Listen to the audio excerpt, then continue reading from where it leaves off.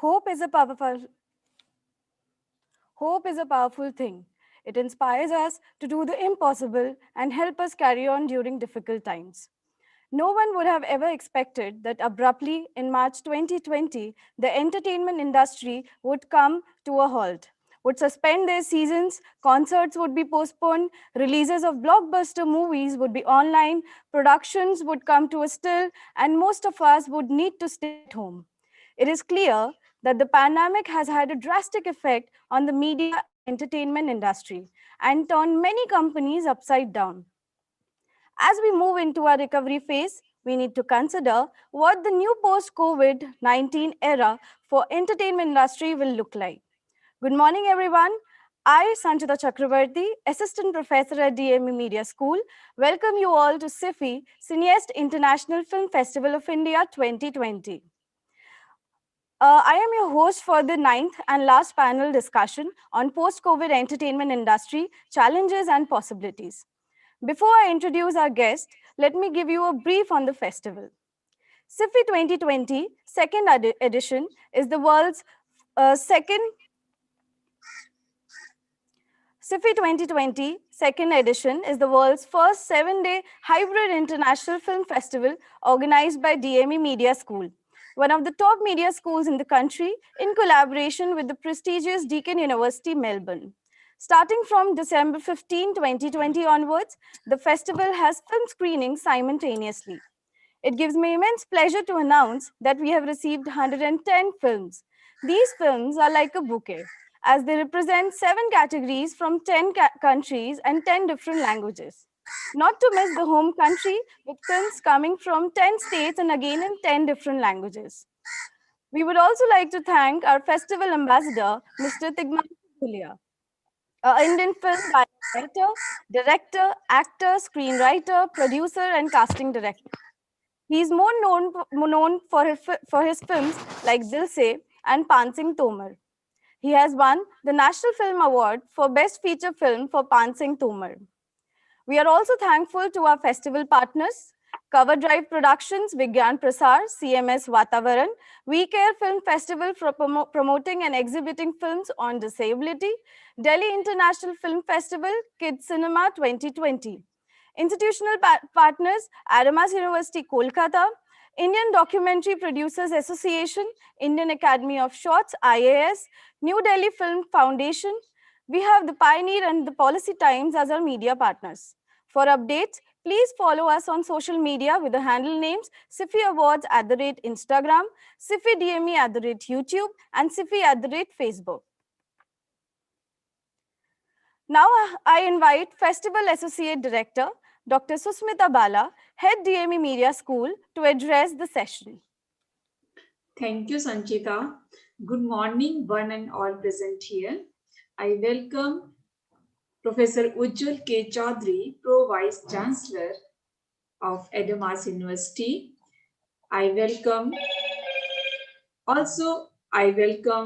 all the panelists present here, Mr. Vivek Vaswani, Mr. Aftab Asgar, Mr. Abhishek Ray, Mr. Siddhant Puri, Mr. Utpal Acharya, and Dr. Ambrish Saxena. Professor Ujjwal Chaudhary, sir, your kind support is well for us, and thank you all of panelists. Today, this is last and ninth panel discussion, Mega Film Festival. Today we have valedictory session also. So thank you all of you again to join us. Thank you all. Thank you so much, ma'am. I now request Dr. Vikrant Kishore, our Festival Director and Course Director, Film, Television and Animation School of Communications and Creative Arts, Deakin University, Melbourne, Australia, to address the session. Sanchita, Dr. Vikrant Kishore is not there, so you can go ahead. Right, no problem, sir. Now to take the discussion forward, we have a panel of experts. The session will be moderated by Professor Ujjwal K. Chaudhary, Pro Vice Chancellor, Adamas University. He is also the Dean School of Media, Communication and Fashion, Adamas University, Kolkata. Professor Chaudhary comes with years of academic and professional experience. He has worked with various prestigious organizations in different capacities.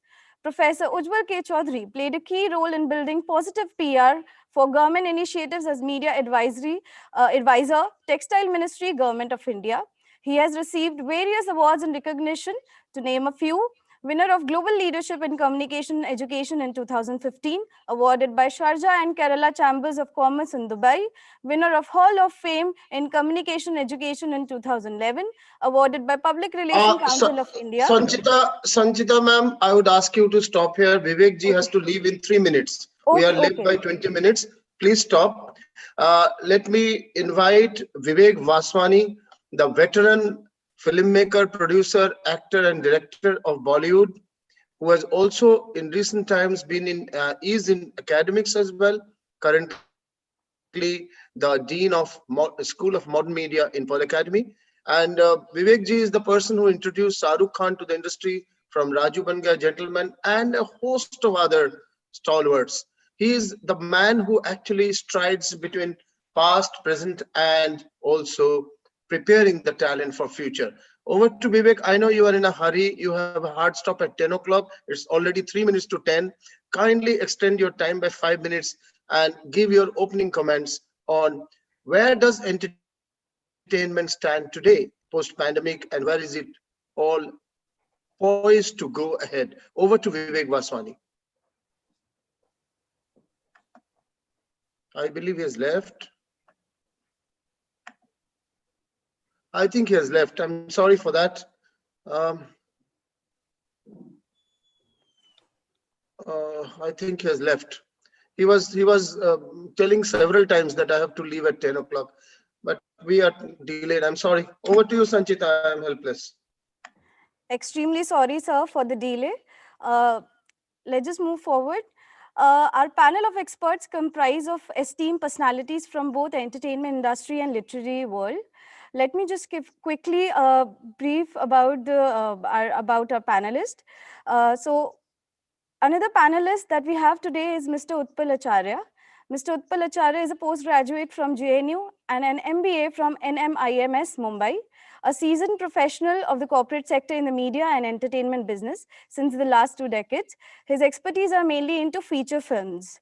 Sir has also been part of organic growth of multiplex chains like Ionex in India and with Cinepolis in Middle East. He's also known as content engineer. He currently heads Cinepolis Gulf Box Office Alliances, programming and sales for the entire MENA region and is based out of Mumbai. We welcome you, sir, to CIFFI 2020. We also have Mr. Siddhant Puri. Sir is a film marketing enthusiast and currently works as a deputy manager, movie marketing at Saregama, India. Over the last 4 years, he has worked on marketing campaigns of more than 20 films across theatrical and OTT releases. A true movie buff at heart, he was only 40 days old when he saw his first film in a theater and has been unstoppable since then. We welcome you, sir, to CIFFI 2020. We also have Mr. Aftab Asghar. Mr. Aftab Asghar moved to New York from New Delhi in 2008. Passionate about storytelling, the move to ad filmmaking was a natural fit, assisted ad filmmaker Prahlad Kakkar, and then worked for Foot Candle Films. Sir started his own New York-based film production company called Stride Films.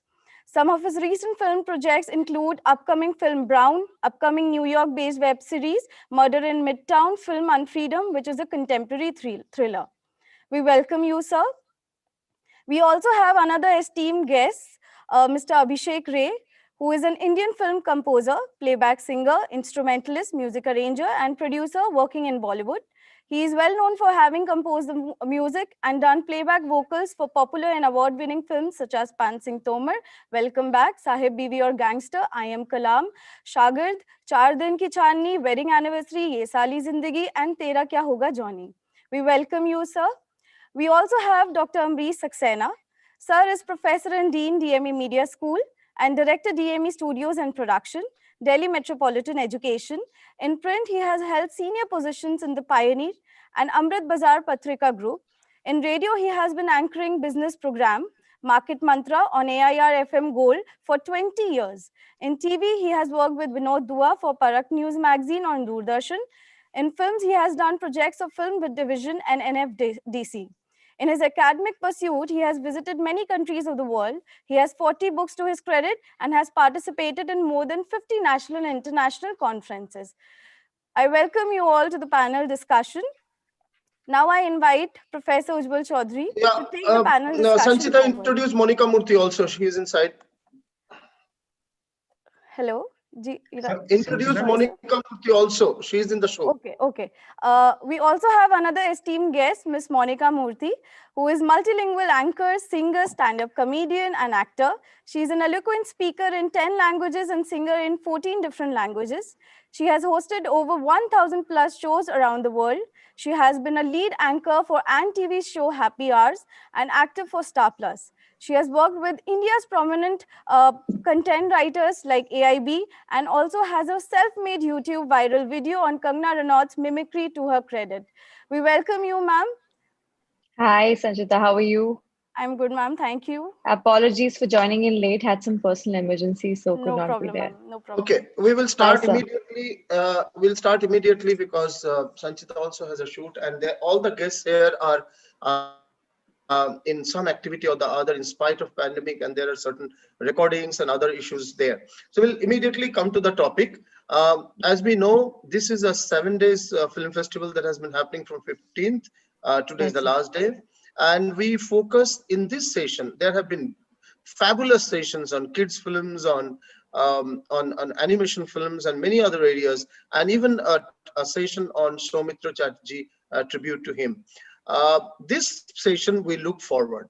What does entertainment look like tomorrow in the light of the experience of the last 1 year?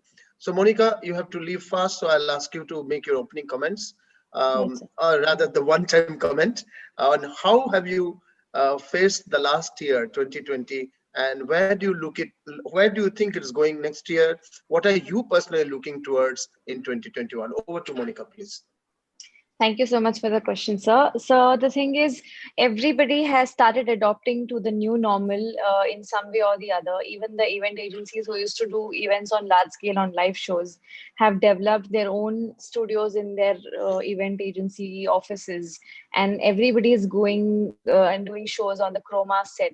Like I recently traveled to Kolkata to do a Chroma show and not a live show, because live shows are hardly happening and only weddings are happening with a lot of care and a lot of permissions and all. But when it comes to me, even I have started doing that. I have got a Chroma setup of my own, which comes in a very nominal price in Amazon. I've bought that.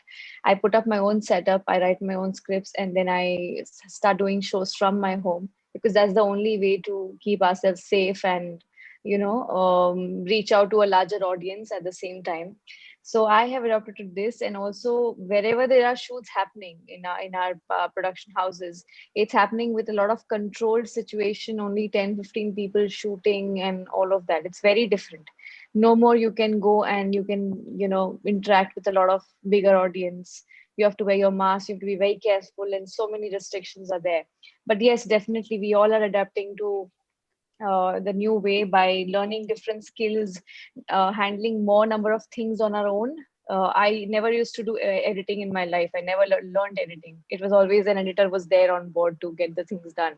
But now I make my own videos online, and I edit on my own. I learned this KindMaster, a very nominal app which comes on Android and iPhone.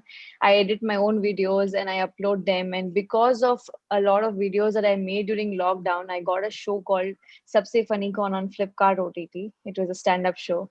I never thought I would be doing stand-up. I had a couple of, I had seen it also, I watched it also, right? Yes, so that you never know what strikes you at what point of life. Keep doing, keep making videos, whatever you're good at, your passion, believe in that, and carry on with whatever you believe in, because somewhere or the other somebody's going to notice you. You might feel that nobody's looking, whatever, we'll not do this. But trust me, with the internet explosion, with as professor likes to say, convergence of media, you are constantly under surveillance, let me tell you. So you have to keep your work. You have to polish your work, you have to polish your skills and keep putting it out there. Somebody or the other is going to take a notice of your work and you will make it. Okay, thank you. That's a good experience that you shared, personal level, that you had to learn editing. You have been a performer all your life, I know, Yes. but now that you had to learn a bit of technology as well. Where do you look at, how do you look at the next year? What sort of thing, when films are not coming in a big way, so what are Right. the entertainment projects you are expecting, or would be there normally around us? Or do you So, think the return of the film as it was? so films are going to, I mean, right. I recently went to watch the movie Tenet in theater with a lot of social distancing that was happening. Two seats were put cross, and then we were sitting far apart from each other, me and my husband. And I mean, that's the way we're gonna do things. And too much of, everywhere they're sanitizing things. So much of chaos is there. But yeah, it's going to get normal. It'll take some time of its own. But yes, definitely shoots are happening. Web series are being shot day in and day out with a lot of precautions, and everybody's checking the temperature and everybody's taking care because everybody knows, ek baar ka jhatka is 14 din ka, you have to be at home and a lot of things. You miss out on work because already 1 year is gone with absolutely, not much of an intensity when it comes to work. But yeah, How it is far is going the to happen. television? How far is the television should become normalized now? Or I know there are physical distancing norms in television Hmm. shoot, but what is the scenario there? And you are working for television as well, along with the web. So how far is the normal situation there? What is the situation? So the same way what I said, like when I shot for my stand-up show for Flipkart, we had 10, 15 people on the set, and whoever is not required was not on the set. There was not too much crowding, and people could not come and just, gather around and in large numbers. There was always a scare that the BMC people will come and stop the shoot. So, Okay. काम नहीं करने से better है कुछ तो करे लेकिन कम आदमियों के साथ करे.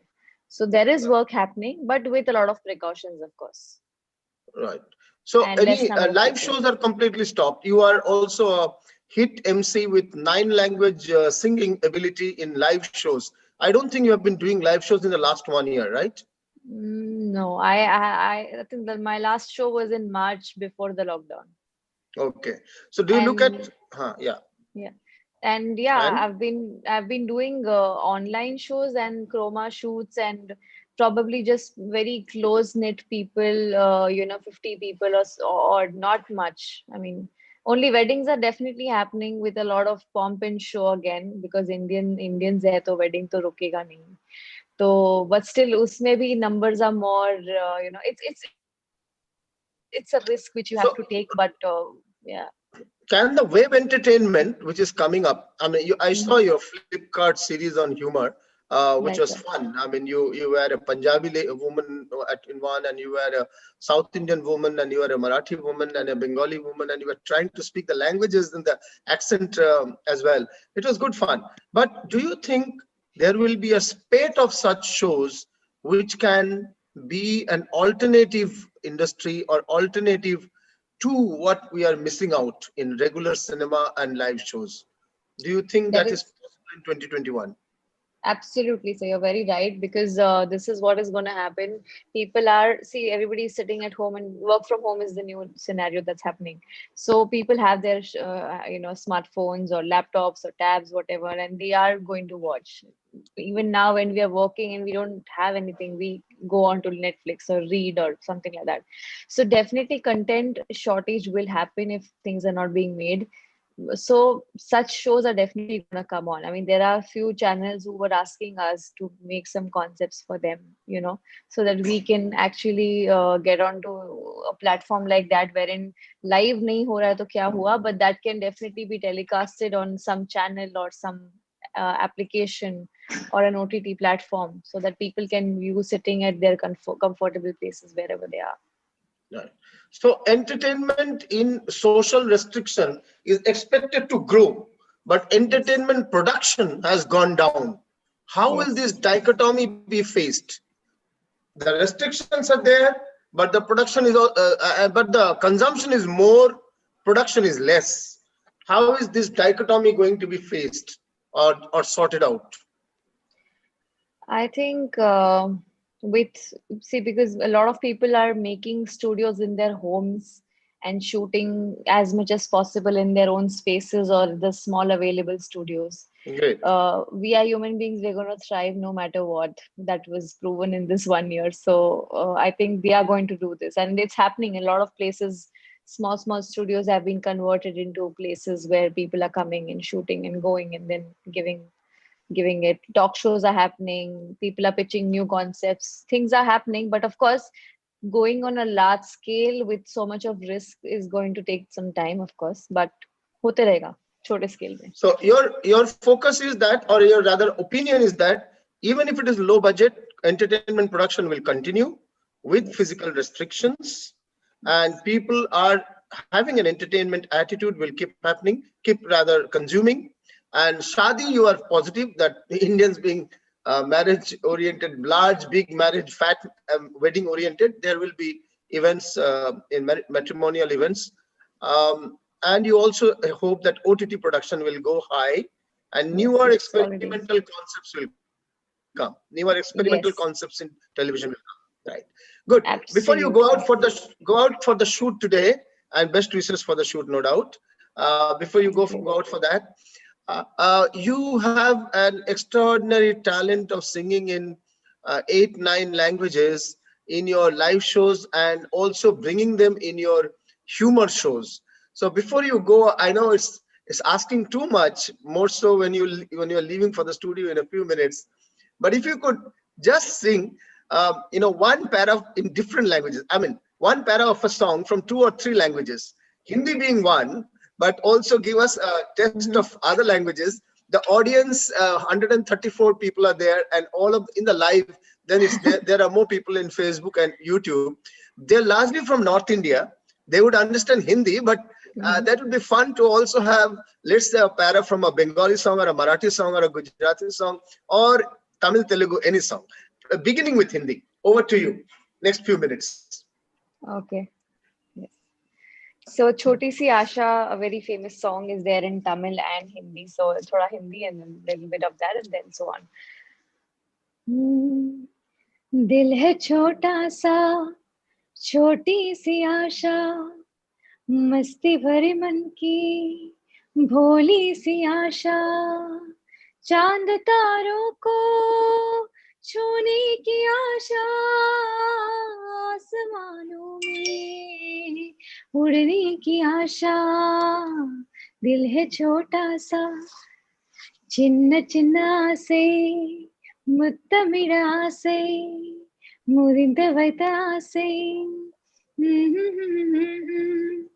வெண்ணிலவு தொட்டு முத்தமிழ ஆசை என்ன இந்த பூமி சுற்றி வர ஆசை. So this was Tamil and Hindi. Hindi, A little yes. bit of Bengali. Bengali तो सुनाऊंगी सर आपको मैं.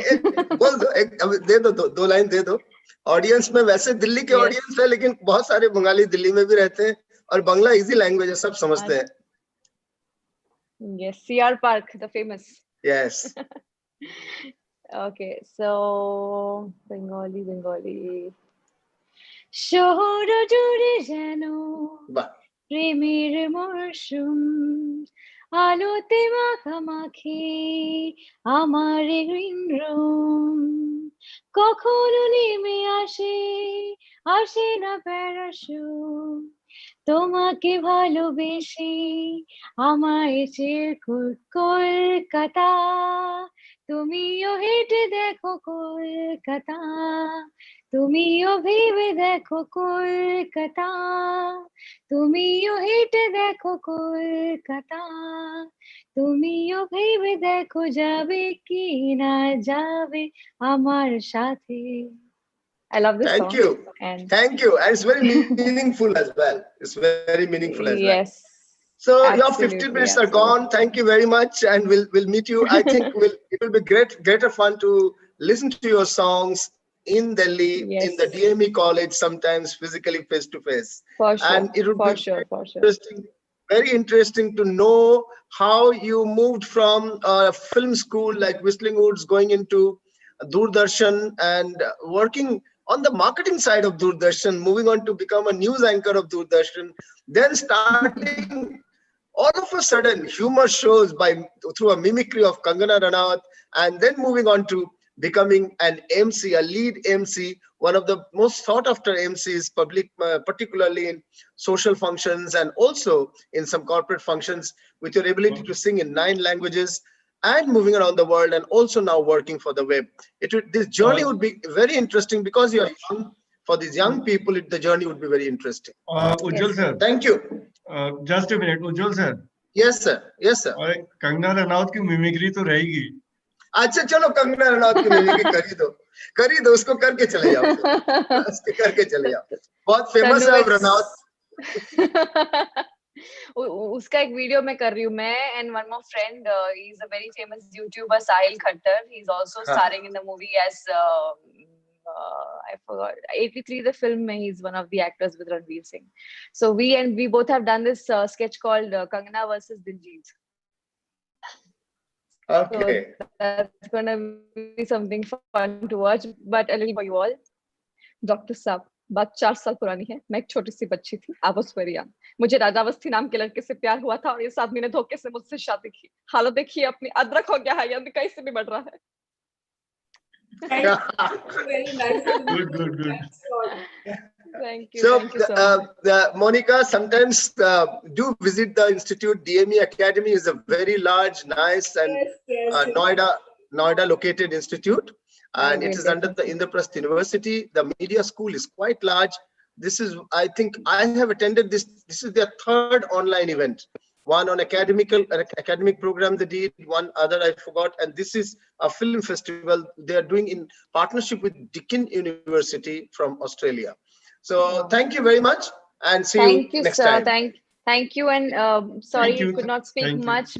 Dr. Amrish and Thank you, Aftab, Monica. Abhishek Ray is also there. I can see him. Yes. Yes, Thank yes, you. yes. Thank you. Abhishek is Thank a star singer and music director. Yes, We'll yes. have you. उन्हें भी गवाइए. अब सामने सुनने का जो मजा होता है वो ऑनलाइन में उतना तो होता नहीं, लेकिन फिर भी बंगाली में कहावत है दूधे साथ घोले. If you can't get milk, have that buttermilk. You know, it's like having buttermilk in place of milk. So that's how it is. I would Thank request you. to, I have a film recording on hold today, which is only kept on hold for your meeting. I will have to leave at 10:30. If you can Okay. just... Okay, no issues. Abhishek, is that Abhishek? Yeah, Abhishek. Is that Abhishek? Yeah. Yes, sir. Actually, this Okay, morning Abhishek. around 10, Oh, no. Yeah, fine. Perfect. You can come on video, Abhishek. We will have you. Yeah, We'll have he's you on just video. now. Ujjwal sir, he is on video. He is I there. am on video, Ujjwalji. Yeah. Okay. I Thank you haven't so got much, everybody. Yeah. I'll see you soon, all over. Bye. Yeah. Thank you, Thank Monica. you so much, ma'am. Bye, Thank you, sir. Thank you. Thank you, sir. Bye. Who spoke? Abhishek. Thanks, Monica. Abhishek Yeah, Yes, wanted sir. to Abhishek speak sir next. is here. Did I hear Abhishek? Yeah, Yeah. yes. Yes. Sir, his video is on. Yeah, thank you. I could see now. Now I could see him. Thank you, Abhishek, for your presence. First of all, I think you are talking from your studio. I don't know what that music studio. It seems I had visited you once. Outside room. I have to go in a little while. Okay. And ladies and gentlemen, already Madam Sanchita had introduced Abhishek, but I love him for his work in Pan Singh Tomar. Pan Singh Tomar is something that I will never forget. And the film, Irfan Khan, unfortunately, Irfan Khan is not with us in this world anymore. And a fabulous work by Abhishek there. Since then, he has been into many other path-breaking work, but then I will leave it to him. His work along with Gulzar was also fabulous. I would leave it to him. You are a music director of great elegance and elan. You have been into Bollywood's, film music direction as well, and non-film music direction as well. You have been experimenting with a lot of experimental music. How do you look at the entertainment industry of 2020, which was surely restricted and completely unforeseen? And how do you look at 2021 in your line of work, that's music and related areas? Over to Mr. Abhishek Ray, Music Director, Bollywood. Good day, gentlemen. I hope I'm audible. Can all of Yes, you hear me? very much. Okay. Yeah. So there are going to be some major ramifications in the fields of audio as well as films, which are my area of expertise. So I'll stick to that. Uh, I would like to say that in the last decade, we have seen a lot of changes in terms of music, like the CDs and the cassettes, which were the physical formats of music. They went away, and we didn't realize when they vanished, and everything became digital. Everything, music completely became online. So today, an artist is as good as he is online. So that happened in front of our eyes, and the same kind of thing was kind of happening with cinema, because though we did have theatrical cinema, but if you look at the total volumes of profits in the last couple of years, theatrical cinema was probably, it was surviving based on a couple of films every year, which used to pull them off. Apart from that, after the coming in of the OTTs, it is kind of written on the wall that, theatrical cinema did not have that kind of traction and magnetism which it did have before the OTTs came in. And I think that Corona has been the final nail on the coffin, because, I think to maintain theaters is a very expensive proposition. I mean, such a large space within a mall with so many staff working for you. So the total amount of the overheads on a monthly basis is so large that for theatrical cinema to continue in the way it did earlier, I'm a little skeptical about that. The other thing is, we were seeing a separation between songs and films that was already happening. Uh, Earlier on, audiences used to wait for good songs and expect good songs from films. But in the last couple of years, whatever films I've done, like Welcome Back was a mainstream 100 crore commercial film which had 7, 8 songs. But apart from that, a lot of other films that I was doing, the director and the overall trend was not towards songs. It was more towards an OST, I mean, an original soundtrack or a background score, like we say it in India. So that shift is already happening.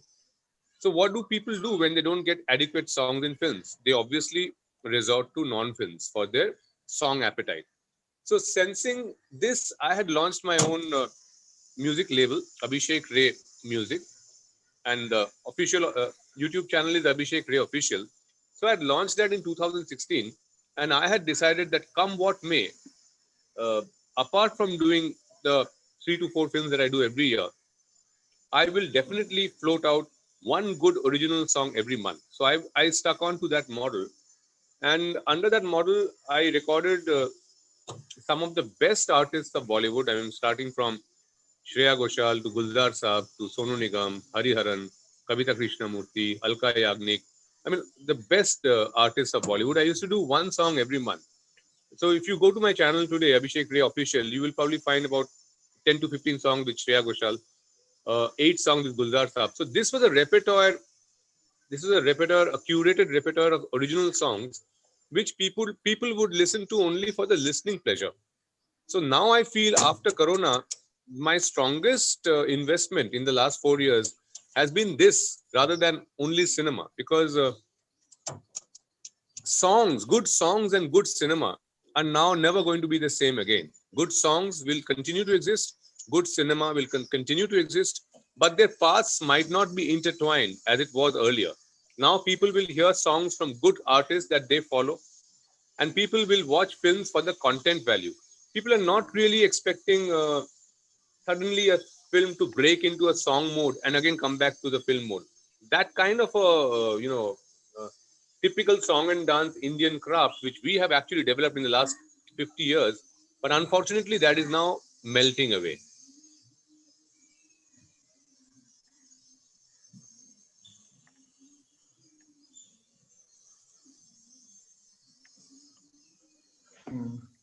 Yeah.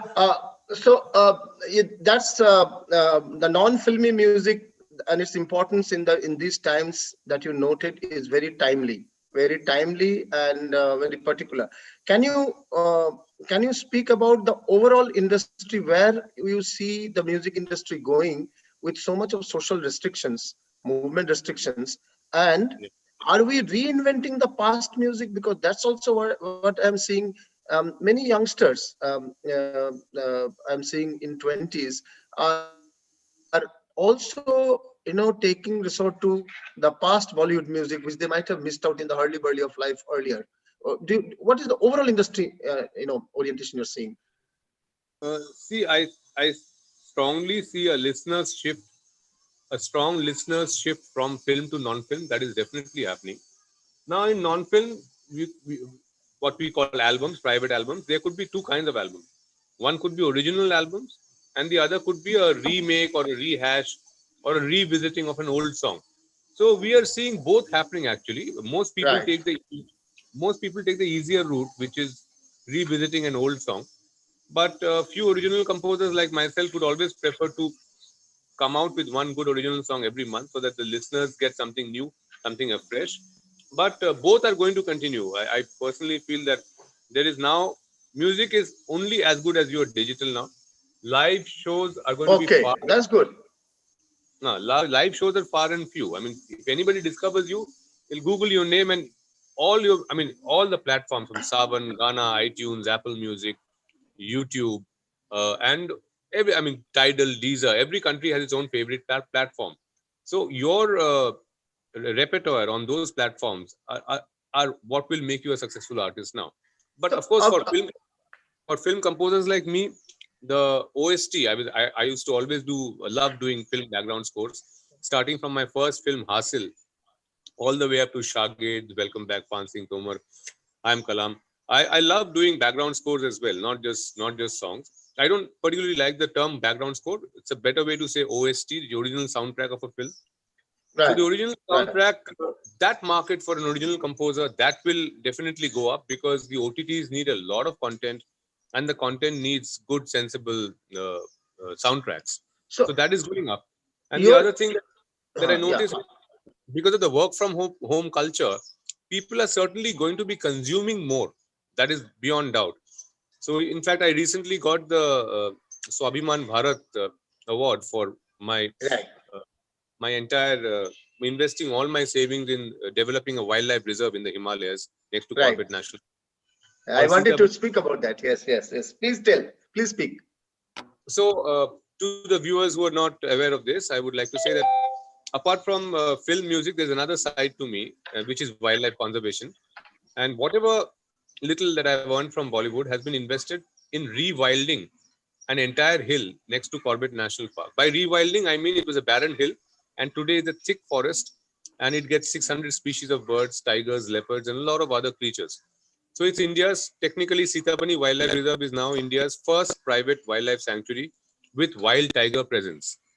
So again, coming to Corona, how that changed is, before Corona happened, Sitapani did not have a Wi-Fi connection. It was in the middle of thick mountains, a thick forest surrounded by mountains. So I never thought that that area would need any Wi-Fi. But post Corona, people now ask. पहले लोग पूछते थे कि sir tiger movement कैसा है सीताबनी में. अब पहले पूछते सर आपके पास वाईफाई है. Then they ask about the tiger. So that's a shift that's happened after Corona. So I now have a dedicated lease line with continuous Wi-Fi so that people can come and work out of the mountains, work out of a Himalayan forest. So one advantage is now people can go and work wherever they want, sit in the middle of a wilderness and work, provided there is good Wi-Fi. So there is more mobility, I feel, in terms of working space. And we are going to be, I always like to see the positive aspect of anything that happens, because, a pandemic could be a very bad thing for humanity, but the pandemic is a great thing for the planet. There is so much less carbon footprint. The overall human carbon footprint, which was devastating the planet, that has diminished. Now, if you don't need to go to an office to work every day, you are saving that much of fuel. You're not adding that much of carbon monoxide to the environment. So there is always a positive side to two things. A pandemic is also like a filter. It filters out the junk. So as in terms of my industry, I see that there was a lot of junk also which was floating around in terms of people who really who are not really musical or not really talented, but who are just latching on to this bandwagon for name and fame. So a pandemic ensures that only the strongest survive. If you have a solid base with deep within, you can endure the pandemic and still have work.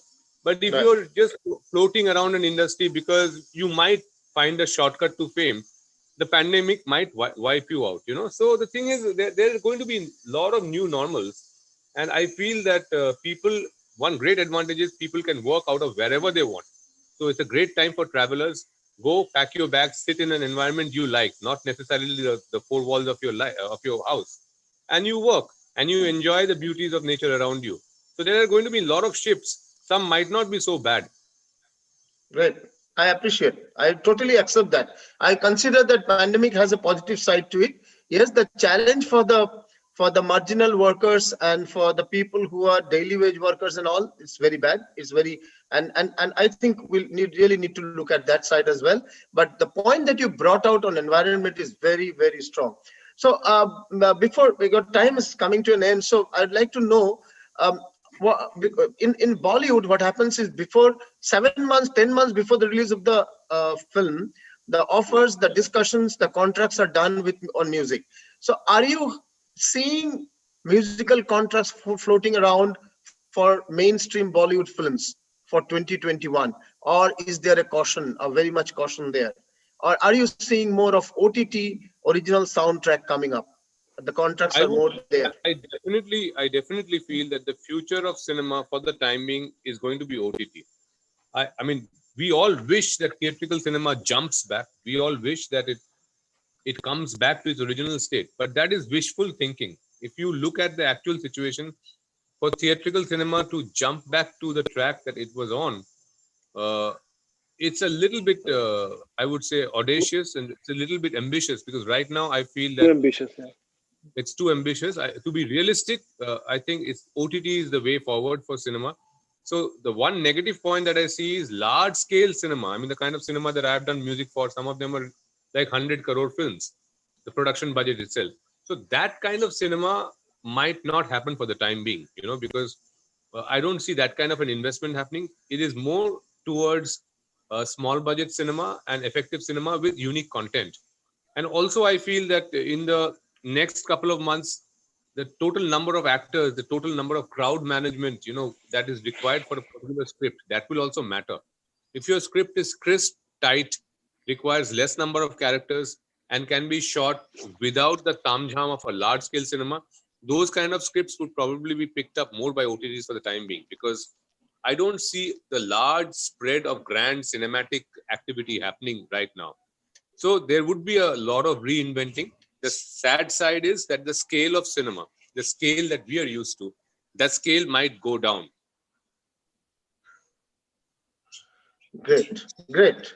That's a very clear perspective that you bring with respect to the future of cinema, music in cinema, and OTT. And now that the time that you could manage to sneak out of your recording is already over, but still I would love to, like a couple of times earlier, I do not want to leave you without one stanza of Pansing Tomar's songs, particularly the last song.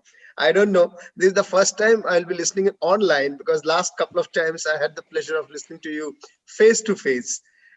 Obviously, the experience will not be same, but for all the 149 young people directly on the live and many others on YouTube and Facebook just now, if you could please sing the last stanza, stanza of the last song in Pansang Tomar, or any of the songs that you'd like to have. I think for the current scenario, I mean, for the young people who are on this show right now, there's another song in Pansing Tomar called Dhai Dhai. So the Dhai Yes. Dhai song is probably more relevant at the moment, because देखो हवा जोर से भड़की तन में नसें जोर से तड़की अब तो रंग जाएगी धरती लाल लाल. तो ये जो हो रहा है, ये हमारी मर्जी से तो नहीं हो रहा है. अभी भी जो हो रहा है, ये मर्जी किसी और की, ये मर्जी कुदरत की है. पर जो भी मर्जी है, उसके साथ हमें जीना है, सरवाइव करना है. बट कुदरत के इशारे को भी हमको समझना है. कुदरत ये कहती है that this is a limited planet. We do not have unlimited resources. Our whole economy is based on a premise that everything is unlimited. So eventually this GDP chasing attitude of ours, maximize everything, maximize mining, maximize polluting, maximize industry, and maximize human population, that might not work, because it's a limited planet, everything is limited, and Corona is sending us a message: slow down. Slow down, don't burn your resources all at once, be slow, be steady. That's the message from nature. So to finish off, I'd like to just sing 4 lines of this song from Pansing Tomar.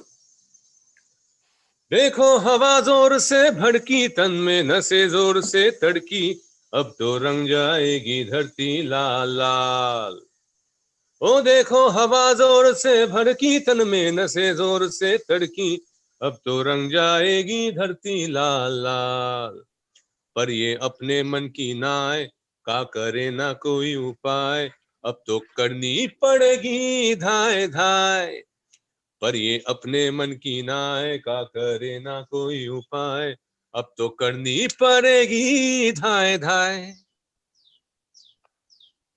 Thank you. Thank you. Abhishek, this was a music director you were, I know, but I think the song was also sung by you, right, in the film? It was sung by me and Kailash Kher Saab, both of us. Kailash Kher Saab. Yes, yes, together. Right, right. Thank you. Thank you, Abhishek, for your time. Best wishes for your recording today, and hope to see you in some other program. And it's always fun to listen to you. You'll be always modern, techno savvy. And the best part, apart from your talent of music, the best part, according to me, is your commitment to nature, commitment to wildlife. I have seen you speak passionately about the same. Thank you very much, Abhishek. See you again on some other occasion. We move ahead. We have with us other experts here today. We have Utpal Acharya joining from Dubai. We have Siddhant Puri joining from Mumbai. We have Aftab Asgar joining from New York. He works in the Hollywood independent filmmaker in US. And Vivek has left. And we have Professor Dr. Ambrish Saxena joining us from Delhi. So these 4 gentlemen would look at them as well. How now we would move to them, how they interpret the industry moving. So we have looked at the content side. We'll come back to the content side. For a moment, let's look at the business side of entertainment. The entertainment media, how has it been doing in the business side? Because if it earns more, it will spend more. And we get to see more content. So Utpalji is, thank you for your patience and waiting for an hour to share your ideas. Seasoned professional of the corporate sector in media and entertainment business, Mr. Acharya, Utpal Acharya. He currently heads the Cinepolis Gulf's box office alliances. So over to you, Utpalji, in a year where there has not been blockbusters release, where the films have largely been stopped, theaters have been closed. How are you looking at the entertainment industry in the year gone by and the year coming? Mr. Utpal Acharya, please. Hi, good morning, Professor Chaudhary, for a nice introduction. And good morning, my esteemed panelists. In fact, I had slight disagreement with 2 of my previous speakers.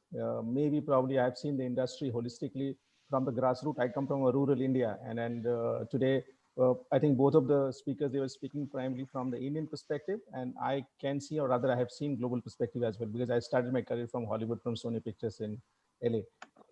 Coming from a small town and seeing all this transition. So yes, you could be right that content has not been released theatrically from last 1 year, but things are changing now. So I'll give probably one India perspective and then the global perspective. So in fact, I would request all of my panelists that if you want to stop me anytime or probably have a question. No. Please continue. Freely talk. I might add a question here and there. Don't worry about it. Perfect. So and it's great to know a global perspective, because that will allow all the audience members. Is 152 live at Zoom and many more in the Facebook and YouTube just now.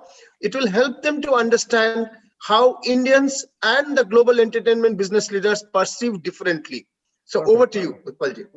Perfect. Because I have also been, I'm a visiting faculty to MICA. So these days I've been taking virtual classes as well, and then teach them film marketing and from a global perspective.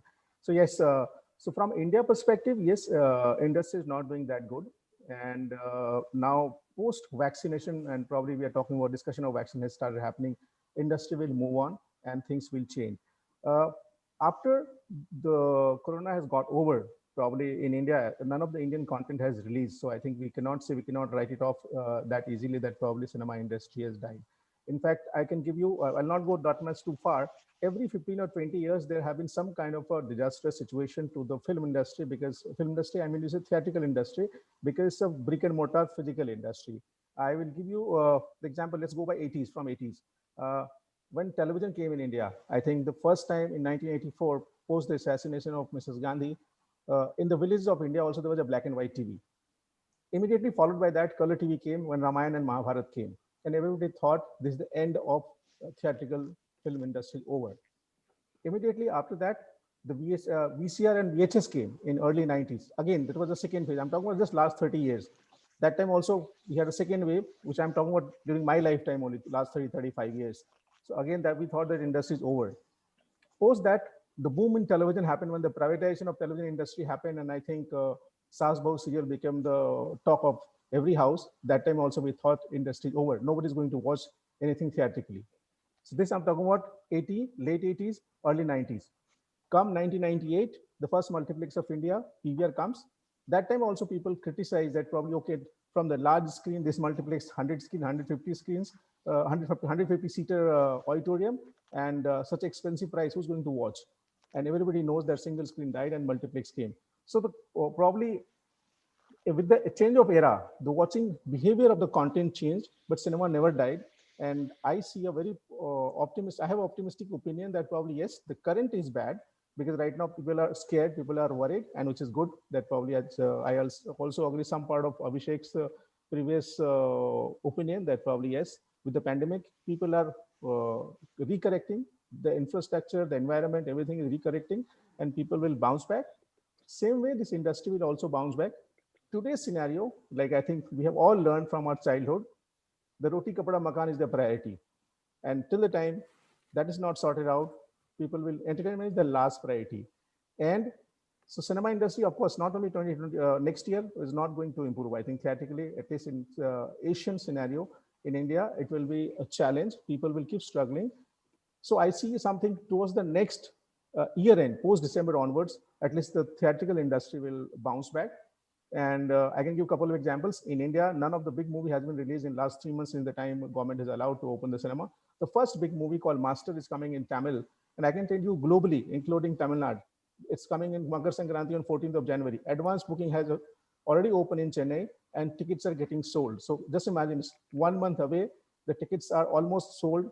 Whosoever has opened the advances in Tamil Nadu and rest of the world. I think in Middle East, there's a large following for Tamil and Malayalam content. Same situation is here. Coming back to, from the Indian situation, let's come back to rest of the world. I'll give you one example of another new country called Saudi Arabia, largest country in terms of population and geographically. Same content, what happens in Dubai and what is happening in Saudi Arabia. Like just now, Wonder Woman got released last week. In Dubai, over the weekend, the occupancy is around 10 to 15%.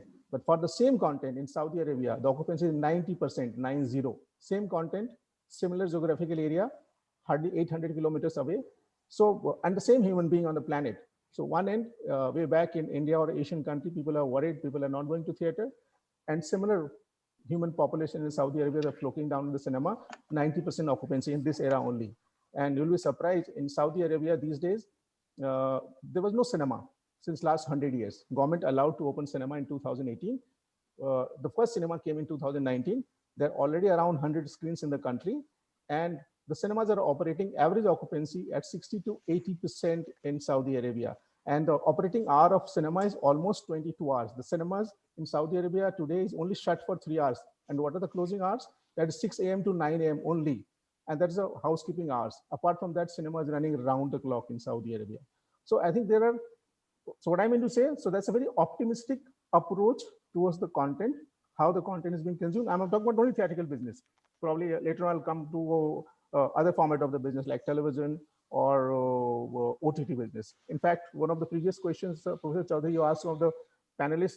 So people are consuming more content on OTT, but content are not being produced. And there's a dichotomy. Yes, I would agree. What has happened, whatever content people had, all the producers, they took it as an opportunity, they sold it to OTT platform. But at the same time, today, I think 2021 will see the larger number of content production than last few years, and contents are already being produced. You'll be surprised, the hub of content production between Calcutta, Bombay, or a couple of metro cities like in Hyderabad, these are not happening in metro cities now. People are shifting to smaller towns like Ashram, which is like 2 billion people have seen on MX Player. it is being consumed by 2 billion people, and this is being shot in a rural setting of UP. Similar manner, the films, larger films, are not being shot in India. They're going out of India. Like Bell Bottom of Akshay Kumar was shot just now in London. So production has not stopped. In fact, they are relooking at it, how it is going to be shot and how they're going to cater the need and demand of the industry. That's my initial thought, and I think I will take probably questions from the panelists and from you also. I'll prefer to make it interactive. Uh, Professor Chaudhary. Yeah, just a minute. Thank you. Thank you, Utpalji. That was a great, the Tamil film example was a very good example. In fact, that's a sort of eye-opening example in this situation as we are now. Yeah, that's the first movie in last 3 months. 2021, Europe is once again, at this point, Europe is once again facing lockdowns. And there are fears of more dangerous strain of the virus in UK. Germany, UK, Italy, and France are once again in various, and Spain are in various degrees of lockdown just now, which is the biggest festival time of this region, that is Christmas, in spite of that. Now, do you think that impact will come into Asia and Africa? Because our entertainment, Bollywood, the consumption of Bollywood is very high in Asia, followed a bit by Africa as well, in comparison to the Western world. Yes, there is a large followership in US and UK because of the large Indian population there, and understanding of Bollywood is much older and clearer. But do you think 2021, the emerging scenario on the health front, will affect entertainment very adversely as well, or continue, or we will be continuing to be evolving for the better from what we were in 2020? So as I said that yes, for the time being, for a shorter span of time, it will affect the physical industry. Physical industry, when I say it's basically cinema, theatrical industry, it will affect. But I think at the same time in Europe, I also am aware about the situation. The vaccination is coming, and probably that will give some kind of a confidence building. And then the vaccination is away for Asian countries, especially like India. And I don't know how many people will be able to afford, or probably whether government, how is going to deploy the vaccination. That question will remain. But yes, that fear will remain. In India, it will take at least, if the world is recovering in 1 year, I'm talking about the entertainment industry, India will take at least 2.5 years to recover, because one, the vaccination program will take time. And again, for even if people who have money in India, they will be careful, and they will be watching surroundings, that what is happening, and they are watching content more and more from their home comfortable environment. So the content will happen. Theatrical business in India, I do not see recovery before 22 end. I think yes, some big movies will happen here and there, but largely, especially Bollywood, when I say Bollywood will take time to recover, at least another 1.5 years. And yes, it will affect. At the same time, across the world, minus India, the drive-in theater concept has come. Almost every country, big country or large operators, they have introduced drive-in cinema, where there is no social contact. You come in your vehicle and watch the movie, but that is catering to an elite audience. The cinema is actually a medium of mass. That is not happening. And in India, as of now, the drive-in cinema, there are hardly few locations. Like Ahmedabad is the only location right now, which has been happening from last 30 years, but no new drive-in cinema has been experimented in India. Okay. How do you look at original content from India in OTT? I'm talking of global OTT. I missed your voice. I think there was some connection issue. How much has it got a boost in 2020? What are the trends of 2021? Because already been conceived, and most probably. Okay. Am I audible? Yeah, you're perfectly Mr. Acharya, can you hear me? Yeah, I can hear you. Yeah.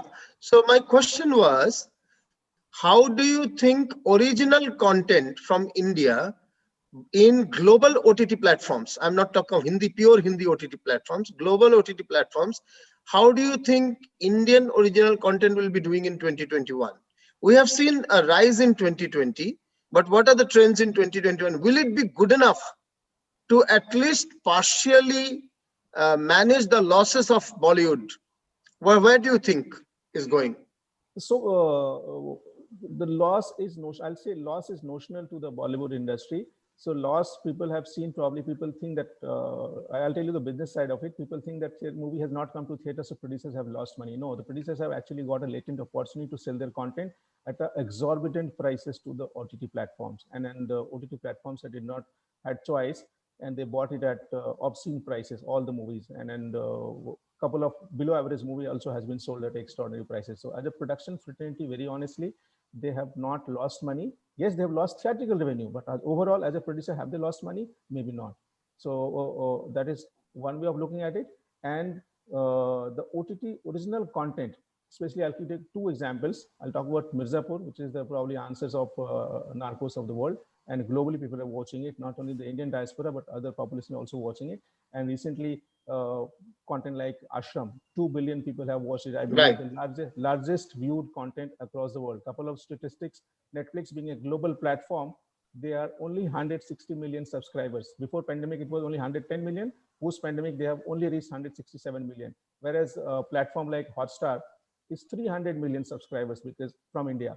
And same as MX Plus. Right. They are Right. lesser known platforms from India, and which has got a more than 2 to 3 times subscribers compared to Netflix. So Indian content, of course, getting consumed globally, but the way it is getting consumed in India itself is also humongous. So it's going to be here, and more. I think one of our previous speakers also said that now the content has become more and more democratic. If you have content idea, you can make it. Earlier, there was so much of restriction. So OTT has given, of course, new windows, new platforms to new makers, and then you can make, if you have a good content, there is an audience there. Great. Please wait. I'll come back to you again with a few more questions. I would, at this stage, bring in Mr. Siddhant Puri. Mr. Siddhant Puri is another person who is also from the industry, and from the industry side, he is into movie marketing at Saregama India Limited, and that's a very major player in the market as well. Mr. Puri, you have had different perspectives that has been discussed here. One, the industry is in big loss. The other is that industry, yes, physical industry is in loss, but the products are not. It's not that the people are not making money on the productions that's being done. Productions for cinema has gone down, but OTT has gone up. Where do you see the industry of entertainment today? And after success of products like Patal Puri and all, where do you see the future of movies going ahead in 2021? Over to you, Mr. Siddhant Puri. Thank you, Professor Ujjwal. Very honored to be over here.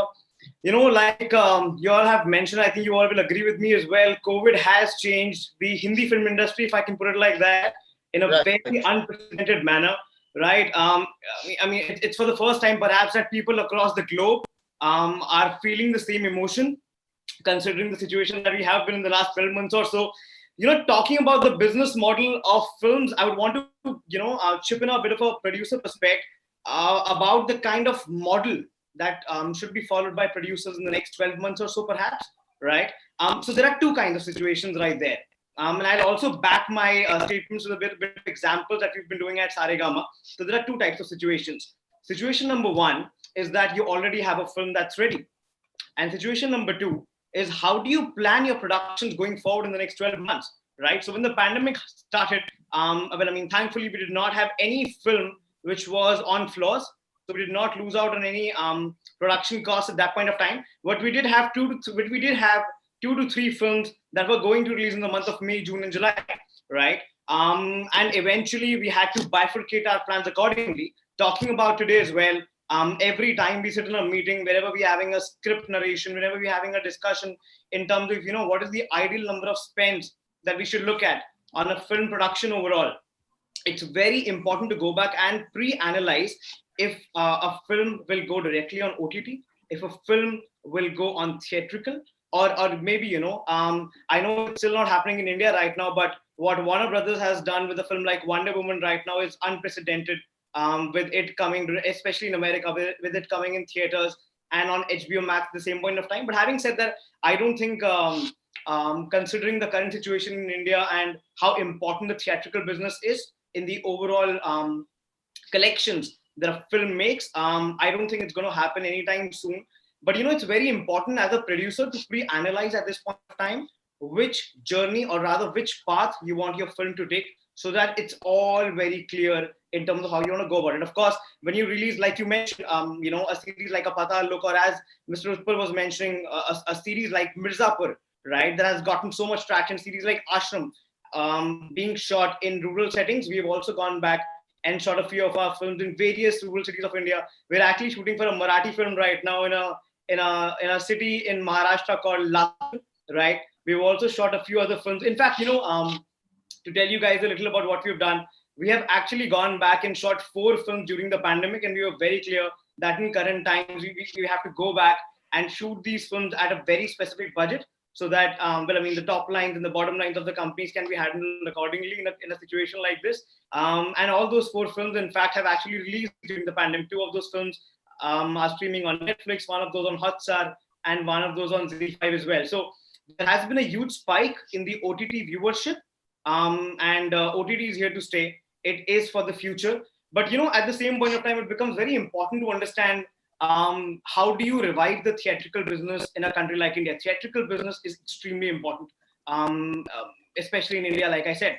So you will, for example, it came as a huge shock to me when I got to know that a film like a Coolie #1 is going to come directly on Amazon Prime Video on 24th. I always felt that a Varun Dhawan, David Dhawan film will have that huge appeal of getting the audience back. But these are difficult times, and the producers have already chipped in a lot of money, right? And it's just becoming very difficult for them to sustain it at this point of time. I'm really hoping that whenever the time is right, hopefully, probably the next quarter, maybe the first quarter of 2022, films like an 83 featuring Ranveer Singh or a Suryavanshi rather will come, and the Indian audiences would rather come back and see how it goes around. Having said that, I think the theatrical business, especially in India, I was quite happy. I'm a huge movie buff. I think Sanchita had mentioned that as well in the introduction that she had given me. I'm a huge theatrical fan. I love the entire experience, right? You tell me to watch a film at 5 a.m. in the morning, I'll be like, sure, let's do that, but nothing else. So I was quite happy to know that the sorry, Siddhant. Yeah. Yeah,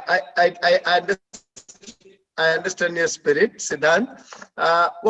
One question, Siddhant. I understand your spirit. I understand for a 5 a.m. or a 1 a.m. film as Professor Ujjwal, sorry, your voice is breaking. I think there's a network lag. So, but the film consumption has been quite prevalent. Okay, can you hear me now? Can you hear me now? Am I audible? Yes, you are. Yes, you are. Am I audible? Yes, you're audible. Siddhant? Yeah. Okay, I'm sorry if for the technical lag. The point I was sorry, Professor. Sir, your network bandwidth is low.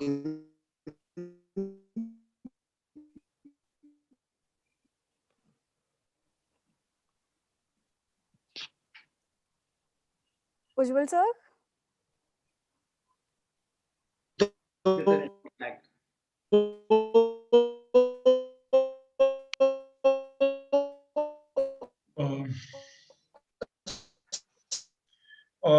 Okay, so by the time this connection is re-established of Professor Chaudhary, Siddhant, can I ask one thing? I mean, what kind of scenario you expect is going to happen in the year to come? Because different kind of opinions have emerged. On one hand, there's an opinion that the same scenario will never be there. The back to theater thing will not happen. And on the other hand, we had the opinion of Utpal Acharya, who says that though that kind of scenario will not be there, and the production in any case is happening even these days, and producers are not making any losses, but then the back to normal will happen probably in 2022. So what kind of scenario you believe is going to happen in the year to come in 2021? I absolutely agree with Mr. Utpal on that. It's going to take the next 12 months for the theatrical business to revive in the first place. Talking about the producers specifically, since they understand that at this juncture, it's not exactly feasible to look at a large scale theatrical model. For example, unless you really have huge pockets, you wouldn't invest, let's say, a 50 crores into a movie thinking that you would generate about 100 crores probably 12 months down the line. That's not the scenario currently in Mumbai, perhaps right now. But what I've seen that a lot of production houses have started to do is that, you pick up a Dharma Productions, you pick up a Yash Raj, you pick up an Excel Entertainment, you pick up any major A-League studio in India today. They're all making content for OTT platforms. Like I said, the viewership on OTT is on a huge rise with the numbers that Mr. Utpal had mentioned as well. And keeping that aside, the OTT platforms, be it a Netflix, be it a Hotstar, be it an Amazon Prime, Z5, Allpalaji, Voot, all of them are investing so much monies in India right now, not just in terms of content, but also in terms of marketing, just to expand the user base. And the Allpalaji and Z5 probably has the highest penetration in India if I compare the tier 2 and tier 3 cities versus the other platforms. And Hotstar also have a really huge spike in India particularly. So I think the producers, like I said, they have been and they will invest a lot more of their production monies for content going directly into digital versus what they were investing in the theatrical bit. And once we see what happens with films like Suryavanshi or an 83, because I'm very sure that those should be theatrical releases. If there are any films out there that can bring the audiences back to theaters, it's probably those, especially at Suryavanshi, I think. And once you see that kind of a scenario, we'll get a much better idea of how the producers would want to invest their budgets and plan their films accordingly. Thank you, Siddhant. Host may allow my video also. Audio is allowed, but not the video. Okay, coming back. Siddhant, will please stay.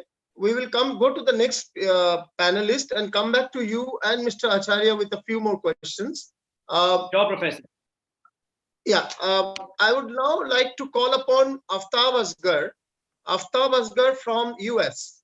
He has been an independent filmmaker in the US and has been making several films, in fact, short and long, both in the last 10 years or odd 10 years that he has been there. So Aftab, I know you have been waiting for long, and it's almost close to midnight there, I suppose, in US, yeah. in New York. It's 12:30 right now. Yeah. What is the time? What's the time there? It's 12:30 a.m. So can you hear me? 12:30 is the right, yeah. Okay, Yeah. okay. So you have heard patiently perspectives from India and a bit of perspective from Middle East as well. How do you look at from content side, business side? How is the film industry and entertainment industry doing in the US? Over to you, Aftab. Hi, everybody. Thank you so much, Professor, for having me here. The problem is in US, it's a very different story right now compared to India, compared to Middle East, for example. It's a very different story. I mean, to just give you a perspective, day before yesterday, there was 3,000 deaths in one day. So we are going through a huge surge right now. So everything has stopped again. I think partially it goes, the credit goes to the president. The president, Donald Trump, he did a really bad job of dealing with everything. And everything is messed up in US. I don't know how much time is going to, take to recover from this thing for the audiences and for the filmmakers. The problem is, in fact, I was talking to one of my friends, and we are discussing Disney and Warner Brothers. They have projected that they are going to bring all of their catalog 2021 and 22 on OTT, along with the release in the theaters. So this is a new kind of experiment they are trying to do. I think they're trying to break the window, which they used to call window, when they release the film in the theater, and then when it comes to the streaming platform, there's like 60-70 days margin between that.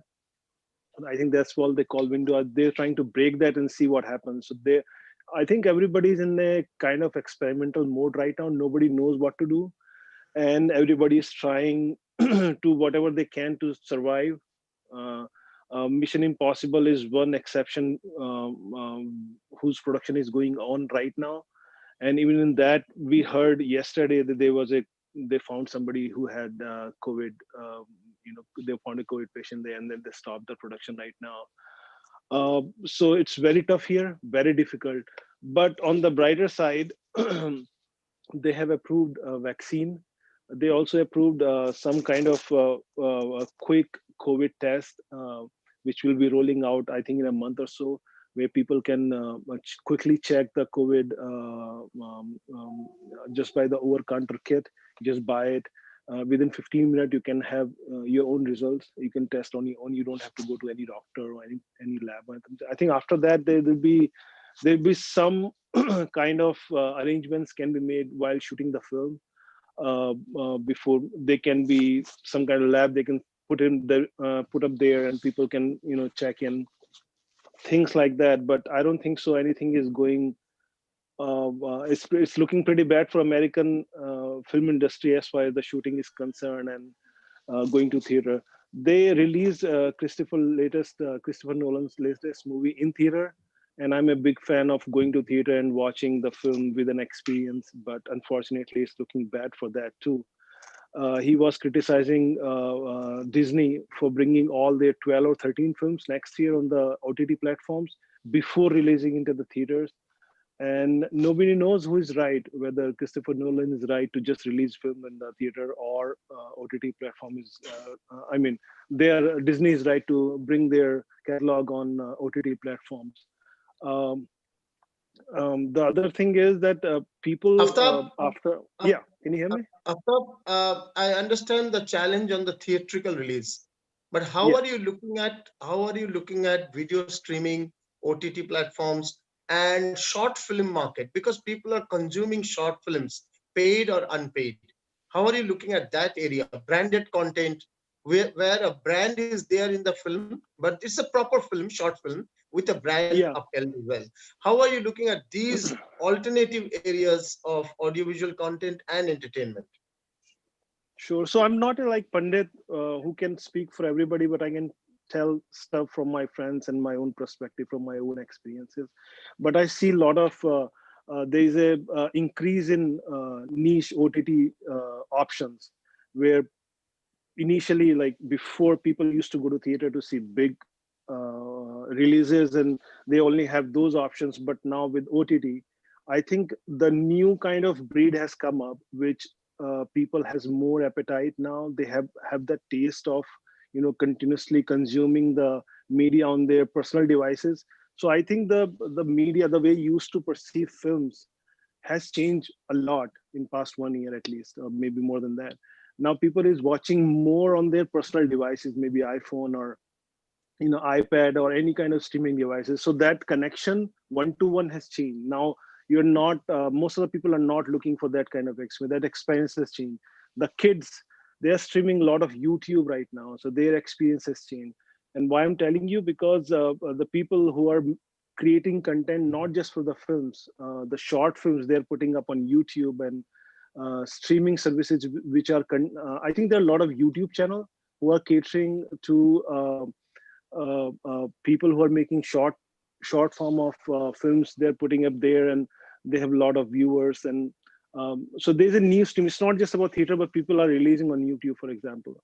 So they don't need to have, I guess, a niche OTT platform just for them. But I think already established things like YouTube, there's a lot of growth happening within the filmmakers, I guess. Yeah. And the challenge is in monetizing the content. So when you put things on OTT, obviously I can understand the OTT buys it. I'm coming to that point. I'm coming to that point, Professor. The thing is that you cannot start everything from scratch. Like you cannot start OTT platform right from scratch and expect to have millions of viewers. And for any short form kind of filmmaker, expect to have a big audience right away. No. So you have to opt for, I think that is the best thing for short form kind of filmmakers.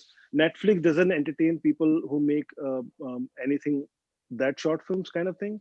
I think YouTube is the best place for them, because they're, as I told, there are some channels who have millions of followers for their channel, And what they're doing is they're sharing their whatever they're earning, they're sharing with the content creators. So if somebody is making, let's say, 20-minute film, they can upload on their channel, and whatever revenue they generate through viewers, they share with that. And I think that that is a win-win situation for both the content creator and the person who created the channel and advertising it. Even if you go ahead and make a YouTube channel, I think, for example, if you make in US, you have to select the which territory you are going to release that content in. And what I see is that a lot of content creators and the YouTube channel owners, they are collaborating with each other, and they're expanding their circles. So if you are releasing in US, you can also collaborate with some Indian YouTube maker, YouTube owner, and then they can collaborate and they can release a worldwide kind of short film release. And one of my friend who make a short film, he earned a very good money out of it. For example, instead of going to Netflix or Amazon, or you can put on Amazon Prime also, but again, it is pay-per-view kind of thing. And Amazon, then you have to, they don't support you in terms of advertising it or anything like that. I will come back to you, Aftab. Can I come back to Utpal ji, Utpal Acharya ji? Now there is a large number of young people in this audience. If this scenario continues and people's habits of consuming media on the go, on mobile, on the tab, that means basically a web entertainment in every form, goes up, do you think it's going to lead to a spark of new talent? It's going to open up the market for, because there were a lot of entry barriers in traditional film industry. So that entry barriers are crumbling. Gatekeeping is crumbling. Are we going to see a lot of experimentation? And even there need not be a humongous amount of monies being invested or earned, but a large number of talent coming in. What's the scenario for young people? Mr. Acharya. Good question. And I think with this explosion of internet and greater connectivity in India, that has already changed. So there are two ways of looking at it. One is that, yes, the content space has become more and more democratic, and you do not have to go to all large platforms, and you do not have to in Mumbai primarily. Otherwise, in the past, if you are a content creator, in any form, established or non-established, you have to be in Mumbai or one of the hub, I think, for being all industry, Calcutta and, or Hyderabad or in Chennai, or for Hindi you have to be in Mumbai. So that era has somehow has gone down, and even the location, I think I mean to say Mumbai or probably Hyderabad or Chennai is where the central hub for shooting also. That also is getting decentralized. People are going to small town and then shooting it. So the cost of production has gone down drastically. You do not have to hire a probably professional camera. You can shoot from iPhone completely. You'll be surprised. One of my movie which I produced called Haramkhor, it was shot completely on iPhone. And yeah, completely. Really? And it, yeah, with and the cost of production was very less. Like I think that was first movie of Nawaz. We completed the movie only in 25 lakhs, and Netflix paid at 3 crores. And Superb. And theatrically we recovered almost 1.5 crores. And that movie was completely shot in iPhone. Superb. And that director continued shooting on a couple of movies on iPhone, and Apple is very soon is going to announce him as kind of a brand ambassador for them, that gentleman. So and then so you, as I said, that probably yes, it is becoming more and more democratic, but at the same time, I think what Aftab said, I would agree that probably yes, youngsters are creating their own YouTube channel, also collaborating with other platforms. But I'll be disappointing many makers here that on YouTube, if your content is really not extraordinary, you'll be finding it very difficult to get viewership, because because in YouTube also you need some kind of a money to pump in and to make it visible. So the short films in Indian scenario, because what is happening in India, there are too many AVOD platforms. Basically, I'm talking about Alt Balaji, Hotstar, MX Players, and Ulu kind of platforms. So what is happening? People are consuming more and more free content. So they are already, so what is happening? So for an independent maker on YouTube to get a visibility, it's not an easy task.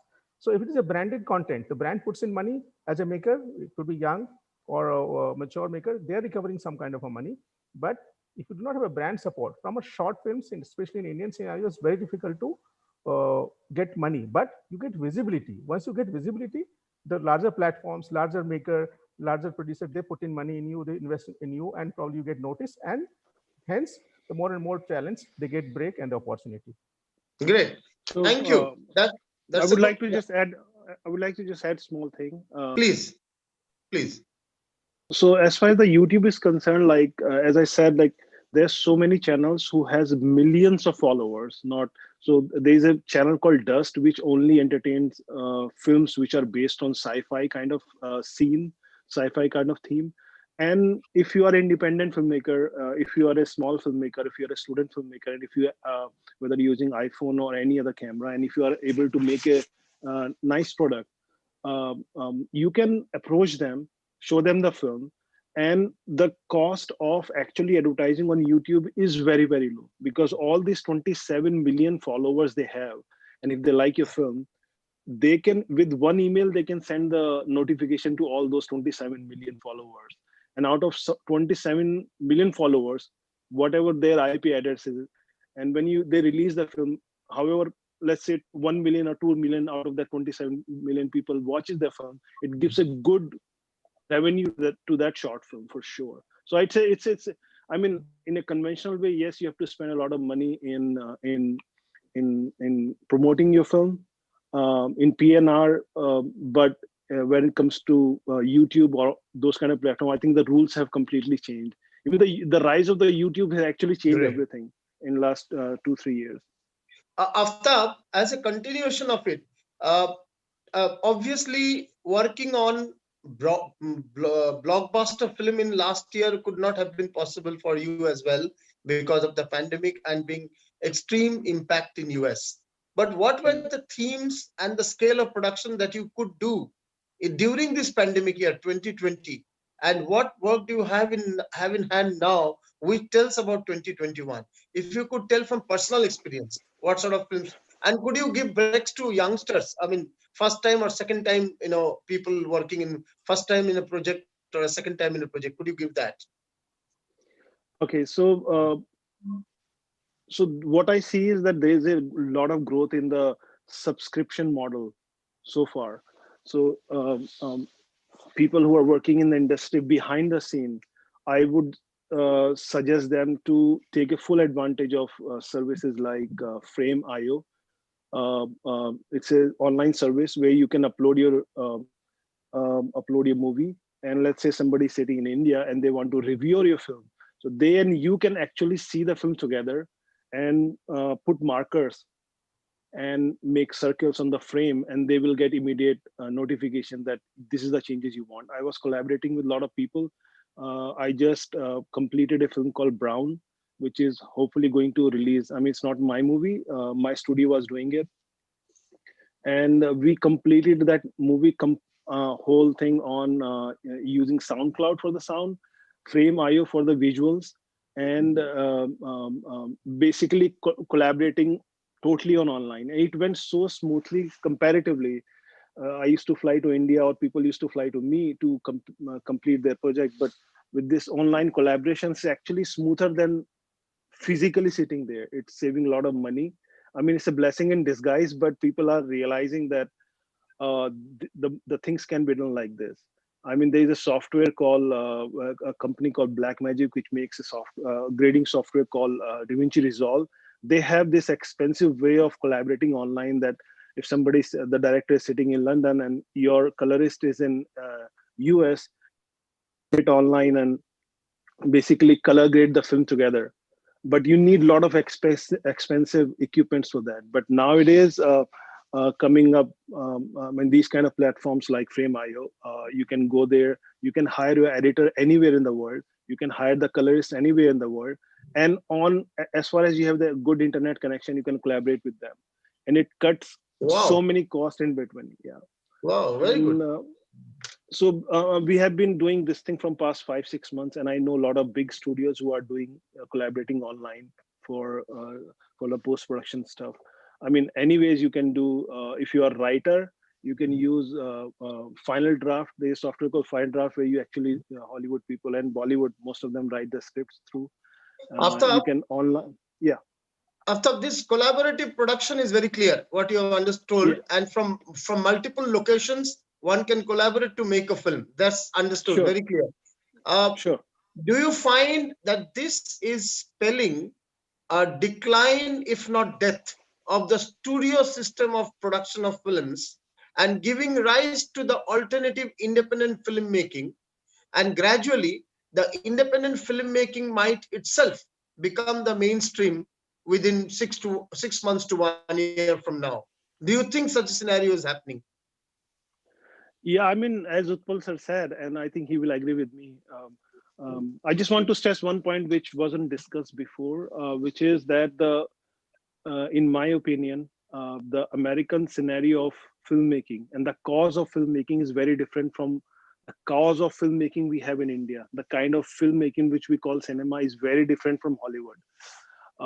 The Hollywood, especially Disney, for example, their whole filmmaking revolves around this weird world of superheroes, and based on that, they have created this theme park. And if you you know if you see the economics, the way it works is 100%. If $100 they are earning from the theme park, they're earning like $60 from the film. So they create film to have people in their theme park, and theme park is the biggest revenue generation for them besides films. I mean, if they're earning billion of dollars from the films, they're earning it's a multi-billion dollar. Now after pandemic, that theme park is totally closed. It's completely closed. So it's a weird kind of situation for the studios also. And as far as the independent making is concerned, it's not a question. I mean, for the small studios here, the way I see it is, it was always happening. It has stopped, but it will never. It has like stopped for some time. I don't think so. It's going to stop forever. I think people are already talking and gearing up for 2021 after this vaccine come.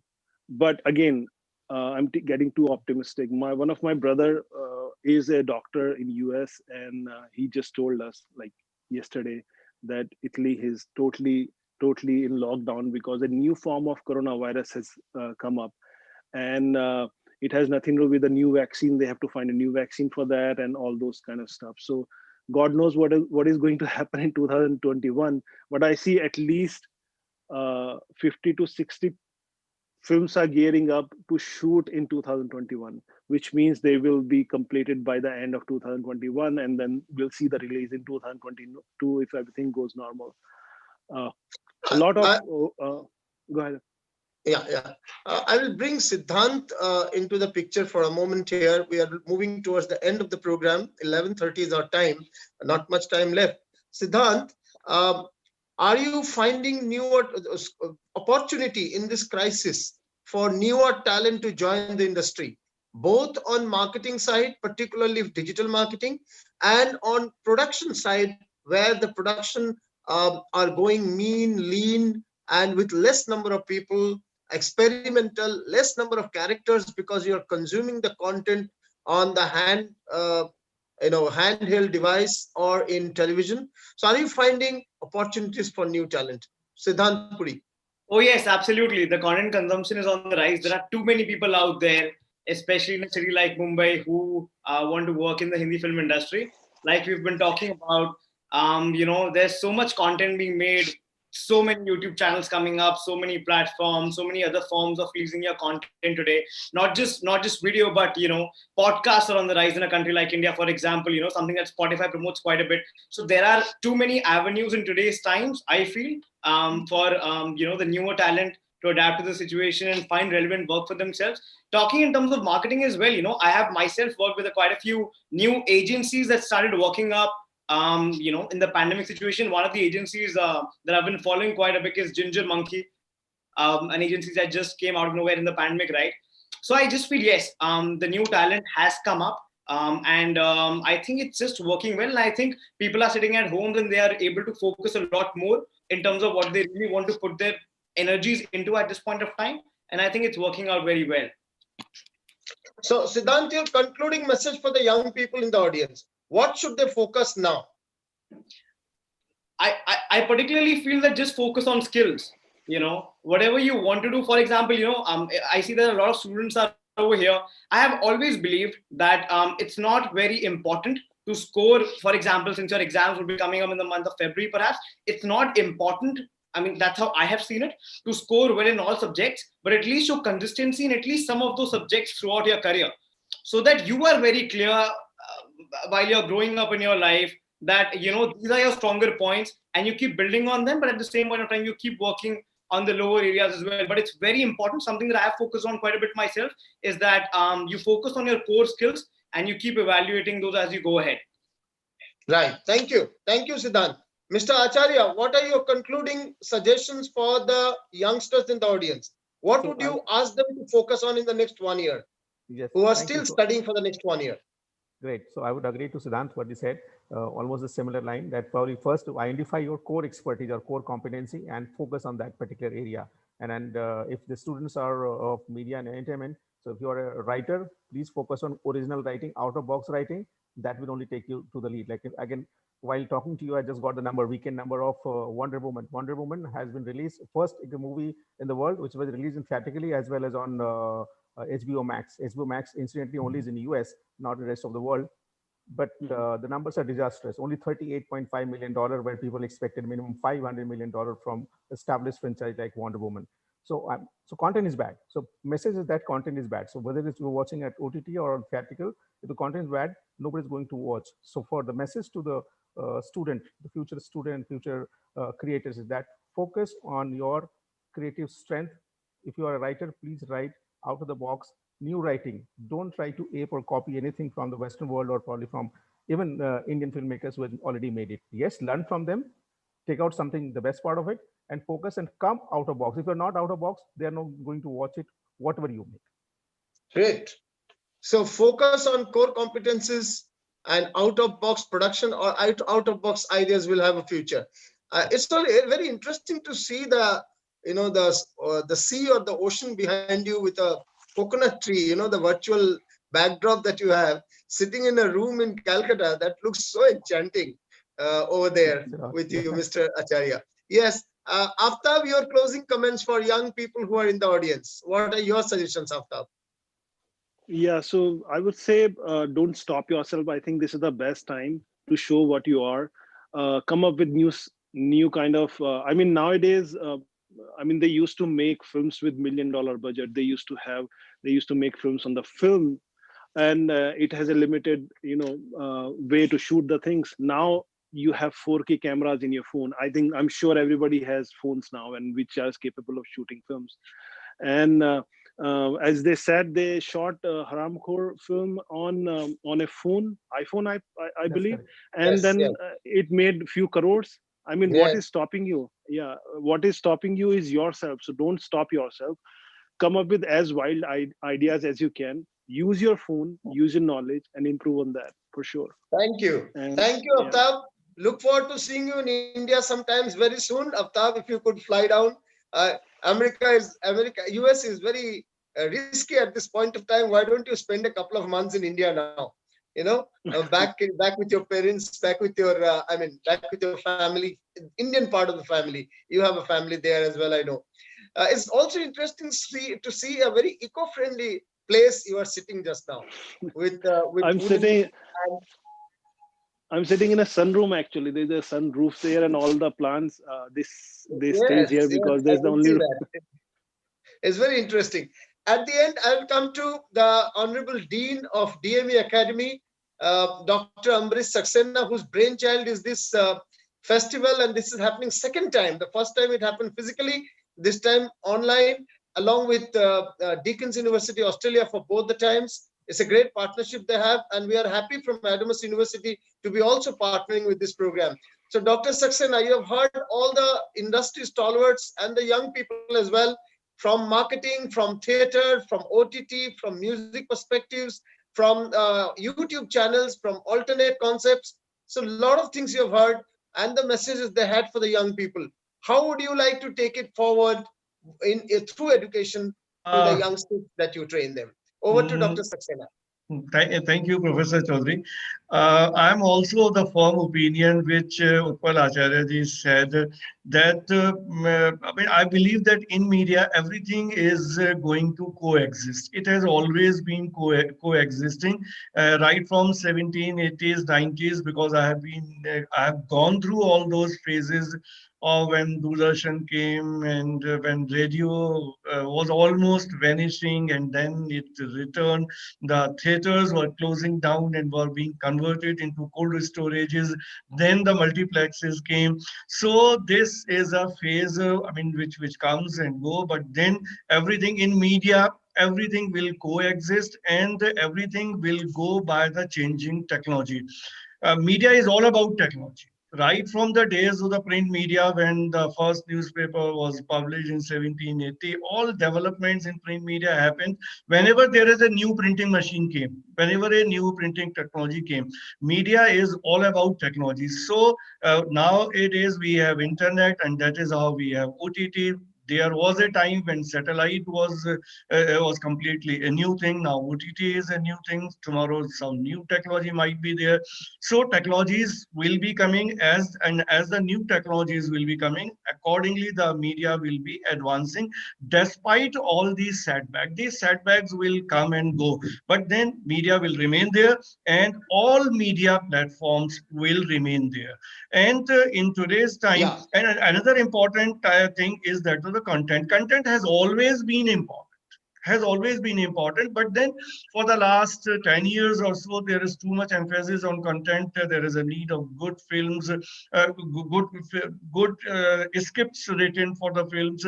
There is always a content of good scripts for web series, and then now the way things are changing, there is always a need of content, and there if there is a growing need of content, then some programs will be produced, some storytelling will happen, and then that will happen on some platform. Whether it's in the theaters in the form of the full-length feature films or in the form of web series on OTT. So things are going to happen brighter, and if and this is a time, as I look at this is a time, it is a time of collaboration, and collaboration is the key in today's time. If I'm organizing this festival, this is with the help of so many people who have joined hands. Same is on the media side. So many companies will be joining hands. There could be mergers where big companies are acquiring the small companies. Obviously, there is another side is always to anything which is happening that there is little scope for the smaller companies or for the smaller players. But then there is another side again to this, that there is more emphasis on user generated contents. People are generating their own content. They are having their own YouTube channels, and this is in fact democratize the whole system. And this is always good. Whenever there are more players, more people in the content generation system, the newer contents will come up. Like as we noticed on the OTT, most of the OTT players, they are always striving for fresh content, original content. They claim some program as the original content. So if there is a need in the market for original content, then there is always a scope for young people who have fresh ideas, who can write well, who can do well. So I mean, this pandemic will in any case go, whether in 6 months or 1 year, whatever time. But then we will remain there, and there's a need for the production, for the generation of good content will remain there, and the theater will also come back. I am also of the opinion that the theater will come back. In what shape and form, that can be modified, that can change. There may be that the production cost can lower down. It has already lowered down, as many speakers said, which is a good thing for all those people who do not have thick pockets, deep pockets, but then they want to do something. So for them, it is a welcome thing. So I'm very optimistic about the future, and I think then future has all good things in store. Thank you. Thank you. Thank you, Dr. Saxena. Taking cues from all, I would like to conclude on this, that there is a huge decline in the theatrical release and the theatrical business of the cinema industry, that's for sure. But alternate markets have evolved. OTTs have come up in a big way. A recent statistics shows 720% increase in OTT subscriptions between March and December in India. So what was 100, let's say, is 820 now. So that's a huge rise. And similarly, some of the OTT channels, including Ullu app and many others, have started making profits as well in India. Indigenous channels. Many OTT platforms have come up in Indian languages, various diverse Indian languages, not just Hindi at this point of time. And the example of Ashram was very clear. MX Player example of Ashram, how it has actually given a run for money, or in a way, to films, traditional films as well. We also it's also interesting to note that iPhone can shoot a full film. Haramkhor, that film that Mr. Acharya produced, which had gone from 25 lakhs of expense to earn in a few crores. So the alternatives have also emerged. People's viewing habits are changing to handheld device, personalized entertainment. Blockbusters and theaters will remain for family entertainment and group entertainment and all. But the handheld device has come up in a big way, and that has given rise to newer concepts, more experimentation, more challenging ideas, less characters, mean and lean production with less expenses, with less number of people, and also encouraging youngsters with their new ideas to come up. Because whether going through a established channel or creating your own channel, there are scopes now with limited resources also. Young people, even with their handheld devices and limited resources, could actually come up in a big way. And I do believe that there will be a spurt in similar film festivals that we are seeing now at DME, this CIFFI, similar film festivals ahead. So this was a great interaction that we had. We also had a talk about film music and non-film music, how original soundtrack is going beyond cinema to cover up many other video streaming platforms as well. That was another perspective brought forth by Abhishek Ray earlier, how Monica, a performer, told that not just performance, not just the work of emotion and voice, she now needs technical skills also, particularly of editing and packaging, to present her content to the world at large. So while there are financial or economic challenges in the industry, the newer opportunities create hope for the youngsters for tomorrow. With this, we bring this session to an end. Very engaging, diverse. We had views from India, and that too from Calcutta, Delhi, and Bombay. And we had views from New York and Dubai to come to this discussion that we could present before you. Unfortunately, we could not have one expert joining us due to delay at the beginning. But nevertheless, technical faults do happen, and there are situations beyond our human control also. But what is significant is the outcome of these last 90 to 100 minutes. Over to the faculty in charge for this session, Professor Sanchita Chakravarti. Thank you. Thank you so much, Ujjwal sir, and all our esteemed panelists. It has been a very interesting session. I hope everybody can now imagine what new post-COVID era would look like. Since it is the last panel discussion of the season, I invite Festival Director Dr. Amri Saxena, Dean DME Media School, to say a few words. I think, I mean, a lot has been said and we have been enjoying thoroughly.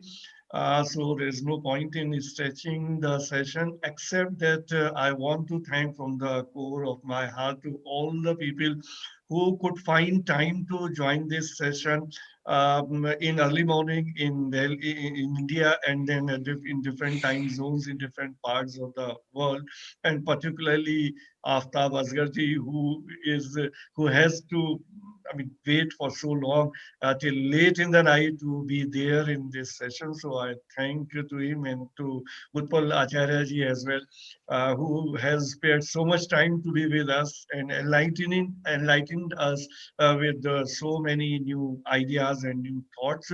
I also welcome to Siddhant Puri to be with us this morning. I'm also thankful to Monica Murthy, who, despite some problem at home, she could manage to be there in the session and spend time with us. And I'm also thankful to Abhishek Ray. I also thank to Vivek Vaswani ji. He was there last time when we held the festival in the physical mode.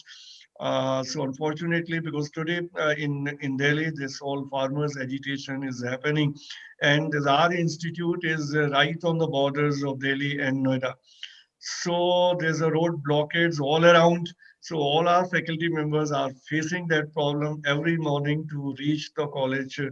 So that took 10-15 minutes extra, and then the technical slack at the last moment. So we could not manage to be on the time as far as starting the session is concerned. So I'm really sorry for that, for the inconvenience that was caused to the panelists, But then, nevertheless, the session was really fruitful, and everybody thoroughly enjoyed, not only the students of DME, but students joined from other institutes as well, from MIT University as well.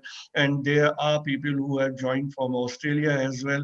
So I think the purpose of the panel is served. So all that knowledge has been imparted to all those people who are interested in having that knowledge or consuming that knowledge. So thank you all for this. Thank you, sir. No words of thanks or gratitude can be complete without mentioning the efforts put in by the people associated with CIFFI 2020, including festival directors Dr. Amri Saxena and Dr. Vikrant Kishore.